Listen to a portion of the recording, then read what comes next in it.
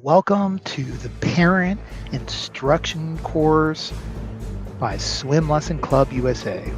Thank you for joining us.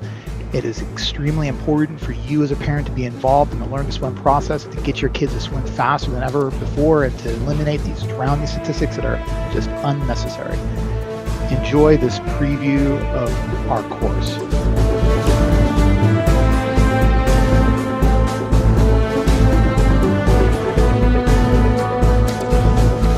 As early as I can remember, I've been fascinated with the water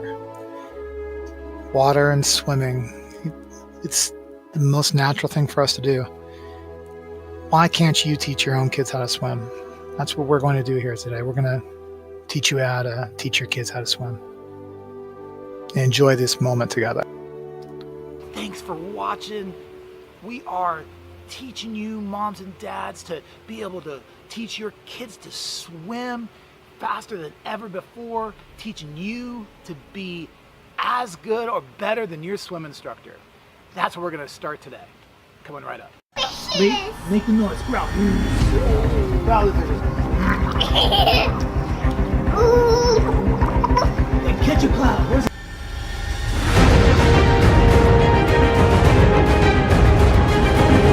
Moms and dads, I'm talking to you. Right now, I'm going to show you how to be able to teach swimming better than your swimming instructor. Are your kids swimming? If your kids are not swimming and they're over the age of 2.5, they should really be starting to learn how to swim. Starting to be able to take breaths and making steady progress and becoming very comfortable in the water.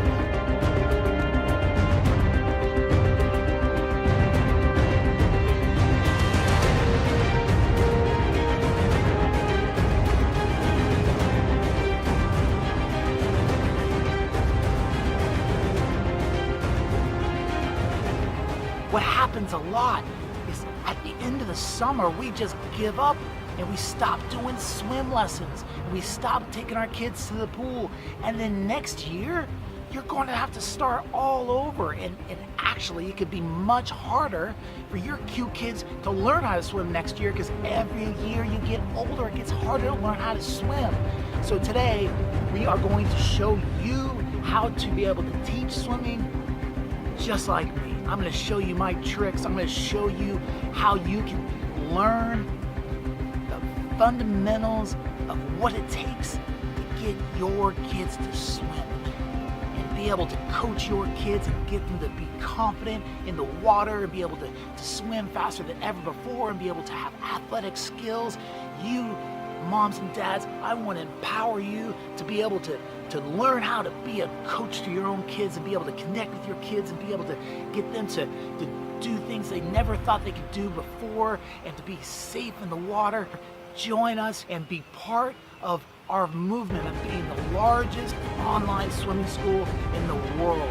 There's nothing like it, where we're focused on teaching you, moms and dads, how to teach kids how to swim. We are going to be able to get these drowning statistics to change.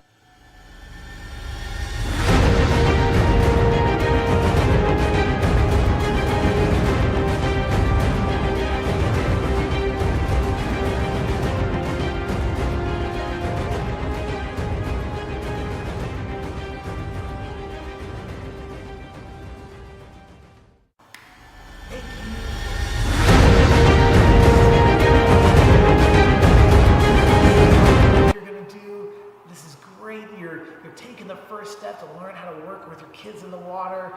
You're learning how to get your kids comfortable with water on their face and going underwater and being able to get their bodies to float. This is great. Thank you for taking this step. Now, the first thing we want to do is you want to make sure that we're conditioning safe behavior. So you want to always make sure that whenever you are working around the water that you have steps that you take before you enter the water. Even if it's the inflatable pool, bathtub time, that the kids are going through a routine that's going to be conditioned to prevent them from getting themselves into dangerous situations. You want to make sure that when you're going to a pool that you have them wait at the gate before you even enter the deck area. 1, 2, 3 into the gate. When you get to the steps, you get them to sit down first. 1, 2, 3 into the steps. And then once they're on the steps, it's 1, 2, 3 off the steps, and always returning back to wherever you came. Even splash pads, have your kids sit down before they get into the water. Always do 3. You just want to have this almost ridiculous routine that you establish around the water. In bathtub, you don't get in without, 1, 2, 3. You want to make sure that kids are slowing down before they're going into any type of water environment. They're drawn to the water, and without there being any type of safety conditioning, it's likely that they can just be drawn to the point where they just actually just jump in and put themselves in a very dangerous situation. So we want to make sure that we have a routine. We are going to work first on how to hold your kids in the water. You want to make sure that you're holding them underneath your arms. If you're doing this right, they're going to feel very light. They're going to float in your hands. You don't want to be holding them out of the water. You want them to be floating in your hands. So think about it from the perspective of that they should feel very light. Their legs should always be behind them. You can have them facing you or facing away. You can give them 5s while they're facing you. You want them to always be in a streamlined position with their legs behind them and your hands underneath their arms. And it's going to allow you to be able to work their arms and help to get that muscle memory for their arm movements. It's going to help you to get them to just get more comfortable with the buoyancy, taking one hand off and doing 5s. They're going to get used to the balance. It's going to be a lot of fun. So make sure you hold them underneath their arms. We're going to be doing a lot of ear dips. You want to get them comfortable with water on their face in different ways, with pouring 1, 2, 3 pours, and 1, 2, 3 pours, and pouring on the ears and on the back of the head before you go on the front of the head if they have anxiety, and then going into an ear dip, so you hold them underneath their arms again and put one ear in, one ear out, and you want to get them to be comfortable with their ear, their face on the water without actually going underwater. So make sure when you're doing this you're rotating them so that their head is out of the water, that you see both of their eyes. You want to do ear dips. You're going to see us doing a lot of gliding from always from a wall or from a safe area and returning back. So you have them stand in the safe area, and 1, 2, 3, and you go off the wall, turn around, always underneath your arms, and back to the wall. You want to make sure that you do some games where you're trying to trick them with the timing. So 1, 2, 5. No! You want them to be waiting for that cue to leave the wall. So in the shallow areas, steps, and these are going to be where they're going to frequent the most when they're in a water environment. They're going to be in these shallow areas. So they need to be very acclimated to, if they were to fall on their face, they're not going to panic, and they're going to return to their wall. So you want to make sure that you're always returning back to the wall. So we're doing pouring, right? We're going to see a lot. You're going to see a lot of pouring, 1, 2, 3 pours. You're going to see big streams of water. You want to get to the point where you're able to pour a lot of water on their face without them really reacting with an anxiety response. That's going to be a good cue for you to know that they're ready to be going underwater. You're going to see us cueing to go underwater. Cueing is 2 types of cueing. We're going to do verbal cueing, 1, 2, 3, and we're going to do the unconscious cueing when we're doing lifting. When we lift them up out of the water, that is going to be their cue. They're going to go underwater. So the first time you do this, it might be a little nerve-wracking that you're going to put your kid underwater like this. But remember, you're going to be doing a lot of practice with pouring water on their face first. So 1, 2, 3, pour. So doing lots of that. When they're very comfortable with water on their face, doing the 1, 2, 3 up and under is just an extension of that. But it's important that when you lift them up, that you continue all the way underwater, so the whole head goes underwater and then back to the surface, so that they're not going to have any type of a feeling of air. It's going to be all the way underwater, so it's going to initiate that cueing. The younger they are, the easier it is to establish this type of cueing. So really this works well up to 3-ish. The older 3s and 4 on up, being completely reliant on lifting cues is actually very bad, because what will happen is the older kids will start to develop anxiety associated with that. So you have to get them to put their faces underwater on their own. And you can help them by doing 1, 2, 3 lift, and then you tell them, hey, okay, sing to the fishes. And you want to do the singing because it's going to keep their mouth closed and blow air out of their nose. So that's what the growling's all about. You're going to see a lot of this. Catch a cloud, sing to the fishes.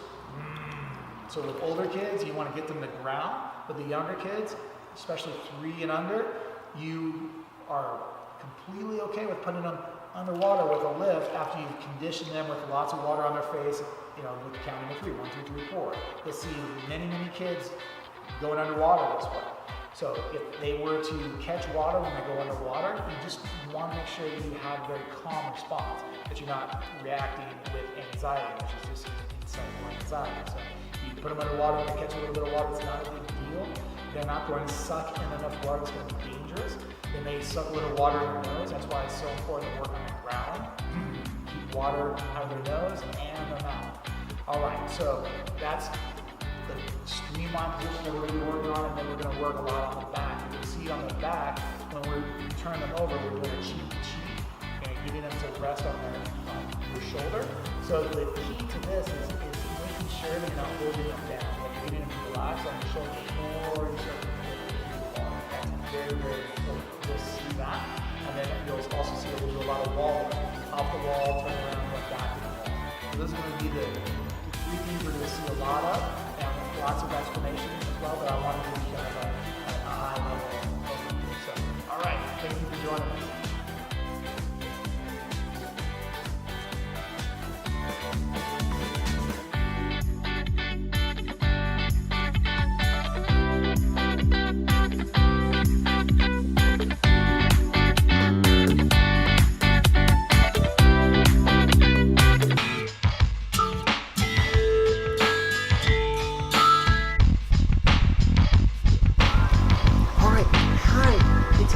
Thank you so much for helping me today. You've been so great. Now, you've met my friend Bella. Bella's learning to swim too. It's a different type of learning to swim. She's really getting comfortable in the water. You're getting comfortable, right? So, yeah. So, it's really important to know how to hold babies in the water. So the way you do it is you hold them underneath their arms. Can you try it? Underneath their arms. There you go. And then turn her around to me. I'll say 1, 2, and pass it back to me. 3.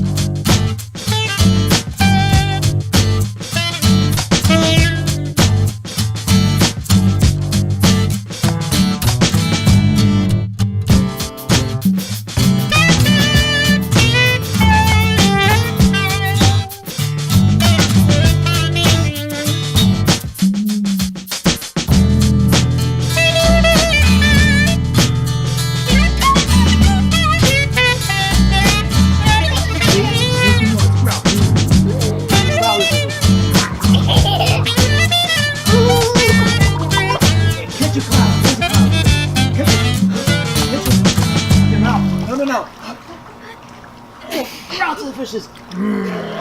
Okay, so we're gonna do tickle fish. We're gonna do tickle fish sandwiches. We're gonna do growl to the fishes. Catch a what? A mouse? Yes. Catch a cloud. Show me. Okay. That's what we're gonna do first. Okay. Natalie, listen. All right. So now we're going to talk to the camera. Okay.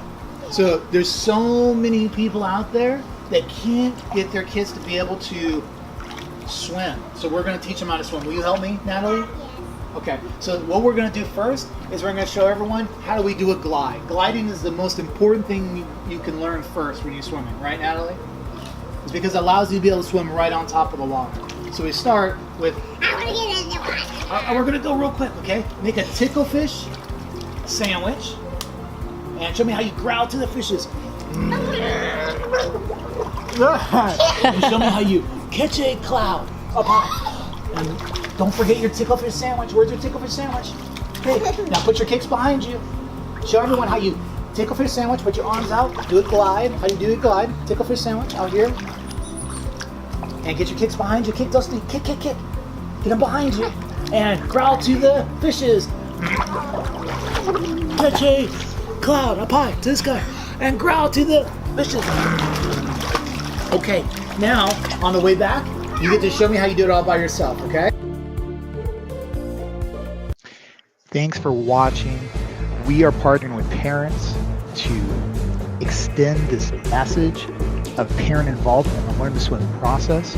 We have a program where we will give you a gift card, $10 gift card every time you send a referral that actually purchases a course and gets involved with the swim school online. So look below and we'd love to